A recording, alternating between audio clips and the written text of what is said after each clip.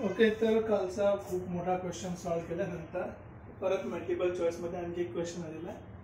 आधी क्वेश्चन समजून घेऊया. इम्पॉर्टंट इन्फॉर्मेशन काय ते बघा की एक नॅचरल नंबरचा सेट आहे आणि एक इंटिजरचा सेट आहे. जे फंक्शन एफ डिनोट केलं आहे ते नॅचरल नंबरपासून इंटिजरपर्यंत केलं आहे. म्हणजे कोडोमेन तुमचा नॅचरल नंबर आहे आणि रेंज तुमची इंटिजर आहे.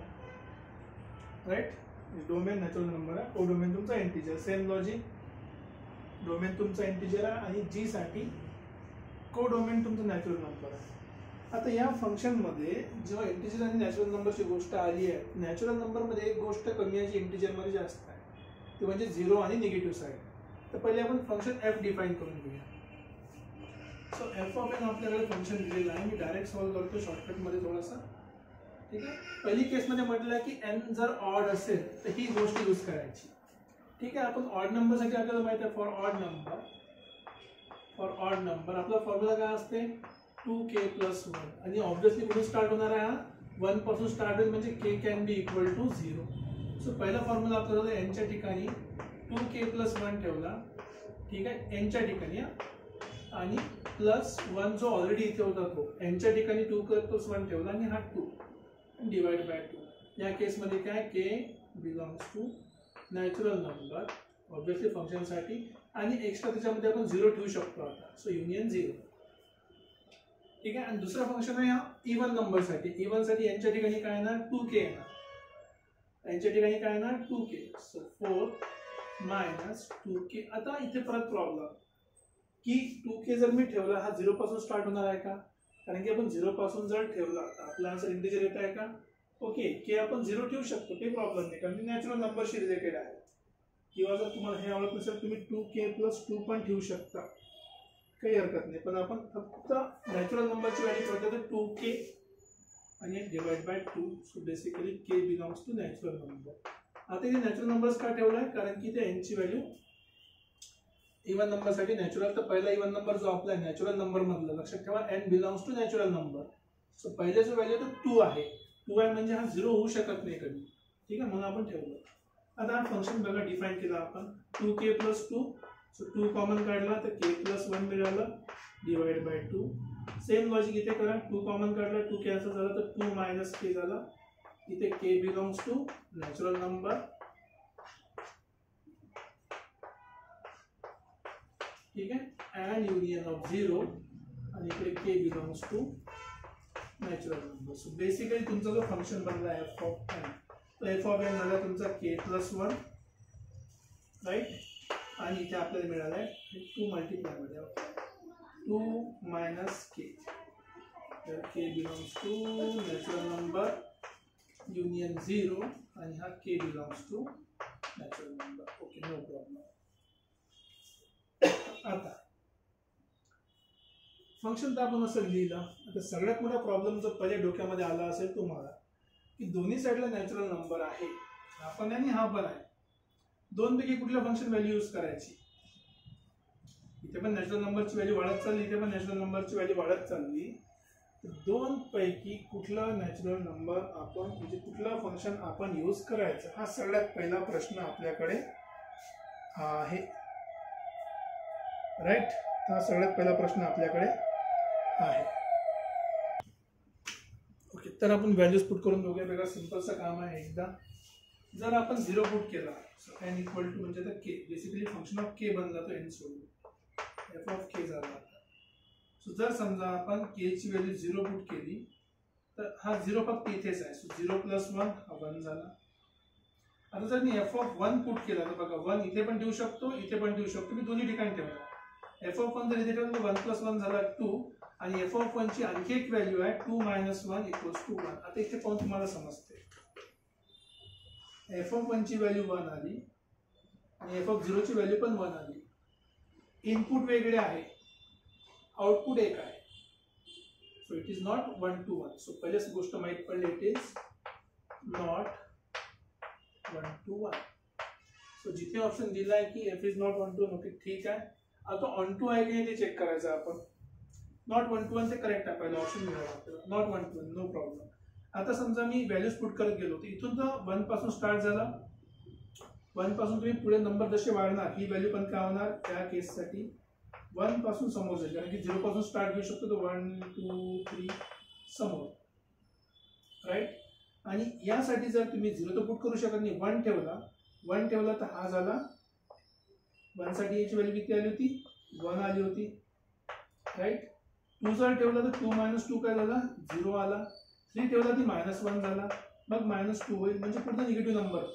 दोघांना जर आपण कंबाईन केलं तर बघा काय मिळतं. ऑब्विसली ऑन टू असल्यामुळे 1 आणि 1 दोन ठिकाणी आला, पण इकडे निगेटिव्ह नंबर आहे, 0 आहे ते पॉझिटिव्ह. सो बेसिकली याची रेंज किती झाली, रेंज बिलॉंग्स टू किंवा रेंज इज इंटिजर्स. आणि आता याची रेंज चेक करा, कोडोमेनची किती आहे, integer. So integer is equals to integer, so therefore it is onto function, कारण की कोडोमेन आणि रेंज कशी आहे, सेम आहे. ही झाली आपली रेंज आणि ही झाला आपला कोडोमेन. सो कोडोमेन आणि रेंज सारखे असल्यामुळे त्याला आपण काय म्हणू, onto function. So F is not 1 to 1, right, not 1 to 1, but F is onto. So option number D is correct. Okay, F function आपलं झालं. आता आपण फंक्शन जाऊ आपलं सेकंड फंक्शन जे आहे फंक्शन जी वर, राईट. सेकंड आपलं फंक्शन आहे जी ऑफ एन. ओके, दिला काही प्रॉब्लेम नाही. So let's say G of N is equals to, इथे ऑड इव्हनची काही गोष्ट नाही, असं 3 + 2n जर n is greater than equals to 0, आणि इथे -2n when n is less than 0. Okay, no problem. आता बघा, जास्त काही करायची गरज नाही. जेव्हा व्हॅल्यूज n पेक्षा 0 पेक्षा छोट्या असतात म्हणजे निगेटिव्ह आहे. जर निगेटिव्ह ठेवलं तर हे सगळे नंबर काय येणार आहे, या केससाठी सगळे इवन नंबर येणार. निगेटिव्ह जर आपण ठेवलं याच्यासाठी काय येणार आहे, इवन नंबर. कुठले इवन नंबर, 1 -1 ठेवला की 2, नंतर 4, नंतर 6, नंतर 8 आणि सो ऑन. हे सगळे इवन नंबर या कंडिशनमध्ये आले पहिल्या केससाठी. आता या केससाठी आपली मिनिमम व्हॅल्यू किती आहे, 0 आहे. जेव्हा आपण 0 ठेवला, 2 × 0 झाला 0, स्टार्ट झाला 3 पासून. जसं 1 ठेवला, नंतर आला 5, नंतर आला 7, आणि सर जवळपास सगळे ऑड नंबर आले, फक्त एक नंबर सुटला, तो म्हणजे कुठला, 1. ते बेसिकली जे आपला आन्सर आहे, हे जे आहे याची range, this range is nothing but natural number मधून आपण 1 वगळलेला आहे. 1 भेटलाच नाही. 1 जर नाही भेटला म्हणजे हे जी याची कोडोमेन आहे, या कोडोमेन मधून एक नंबर गायब झाला, म्हणजे codomain is not equals to natural number. ठीक आहे, कोडोमेनच्या बरोबर नाही आहे. जर एखादी व्हॅल्यू कोडोमेनच्या बरोबर नाही आहे, ऑब्विसली 1 to 1 आहे, कारण की प्रत्येकाचा एक आन्सर येत आहे. सो जी ऑफ एन काय, हा 1 to 1 तर आहे, 1 to 1 आहे, बट नॉट ऑन टू. आता ऑप्शन वर जाऊया. जी इज 1 to 1, ओके करेक्ट हे आहे, बट यांना ऑन टू म्हटलं, जे ऑन टू आहे का नॉट ऑन टू. हे ऑप्शन झालं wrong. This option is wrong. ठीक आहे, कॅन्सल सेकंड ऑप्शन. आता जो ऑप्शन नंबर दुसरं काहीतरी बघू. आता काय म्हटलंय बघा, केस नंबर पहिली, दुसरी, तिसरी, एफ ऑफ जी किंवा जी ऑफ एफ काही पण घेऊ शकतो आपण. चलो एफ ऑफ जी की जी ऑफ एफ कुठलं घ्यायचं. So let's say F of G. Okay, याचा अर्थ काय होते, फंक्शनच्या आतमध्ये जी ऑफ एन ठेवायचं आहे, नो प्रॉब्लेम. आता बघा, जी ऑफ एन ठेवायचं आहे फंक्शनच्या आतमध्ये. कसं हँडल करायचं बघूया. तर F of G of N म्हणजे जिथे एफ होता त्या एफच्या ठिकाणी जी ची व्हॅल्यू पुट करायची, नो प्रॉब्लेम, एनच्या ठिकाणी. ठीक आहे, फंक्शन बनवू आपण F of G of N. n+1 होता तर एनच्या ठिकाणी काय आलं तुझं, 3 + 2n. ओके, ते +1 आय गेस, आणि डिवाइड बाय 2.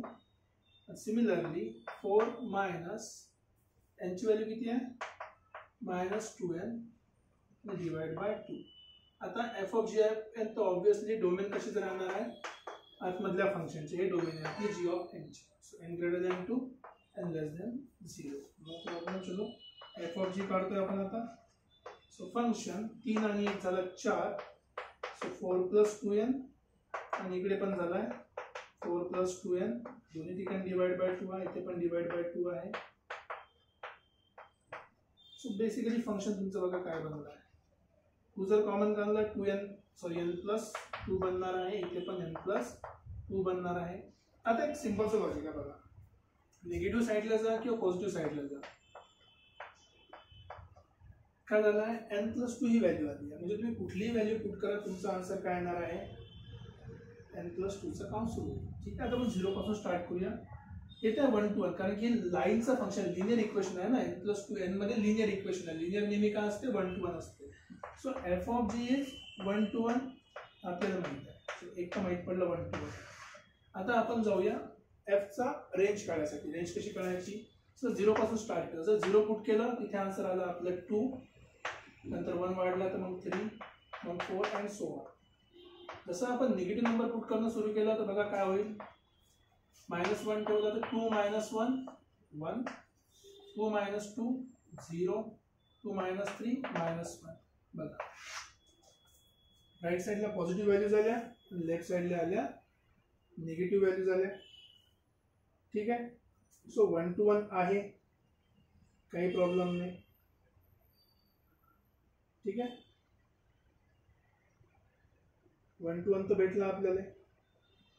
आता स्टेटमेंट मध्ये काय म्हटलं आहे,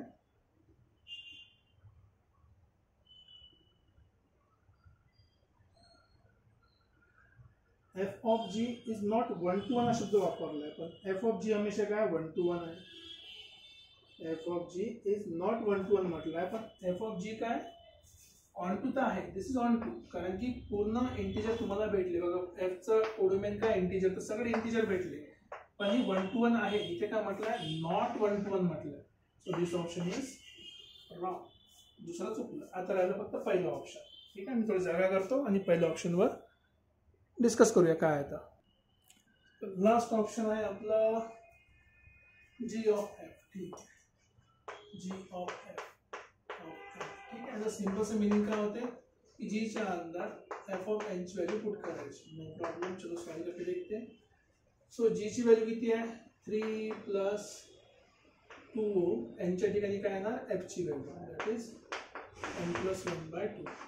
कधी when n is odd. ठीक आहे, नेक्स्ट -2 टाइम्स n ची व्हॅल्यू किती आहे 4 - n/2 when n is even.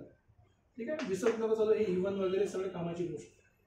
So g of f of n equals to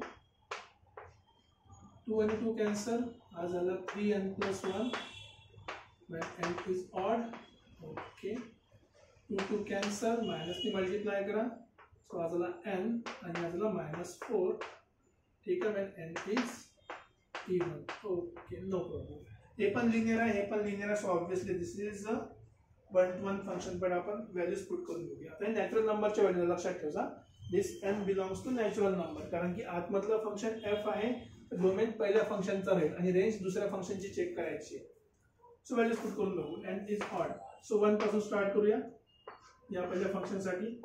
जर इथे आपण 0 ठेवू शकत नाही. जर 1 ठेवला इथे तर 3 + 1 4, 3 नंतर 3 3 × 3 9 + 1 10. No problem. नेक्स्ट म्हणजे सिंपल गोष्ट, तुम्ही इथे व्हॅल्यू पुट करत बघा काय काय येतं. 3 × 1 3 आणि 1 4, 3 × 1 9 आणि 1 10, 3 5 15 + 1 16. सो बेसिकली हे इवन नंबर्स आले. याला सॉल्व करतो म्हटलं आपण. सो ठीक आहे, 1 पुट केला तर -3, 2 पुट केला, सॉरी इवन ठेवायचं 1 नाही ठेवतात. 2 ठेवला तर -2, आणखी 4 ठेवला की 0, आणि मग डायरेक्ट 6 ठेवला की 2.